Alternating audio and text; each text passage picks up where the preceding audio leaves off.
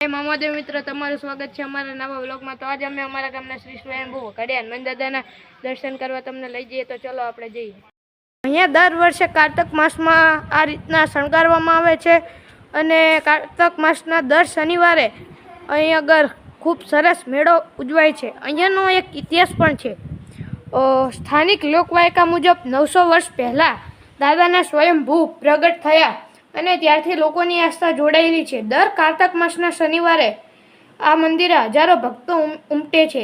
માંડલ, પાટડી, વિરંગામ, દસાડા તાલુકાના અને ગ્રામ્ય પંથકોમાંથી દર શનિવારે સેંકડો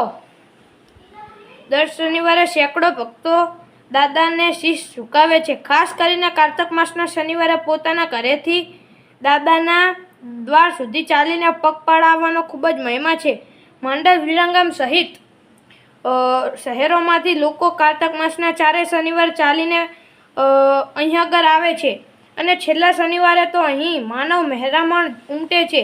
ત્યારે મેળા ઉત્સવ જેવું ધાર્મિક વાતાવરણ બની જાય છે। અહીં લોકો વન ભોજનનો પણ આનંદ માણે છે। અહીં છાશ, વડા અને ચાનો પ્રસાદ લેવામાં પણ ભારે ઉલ્લાસ લોકોમાં જોવા મળે છે।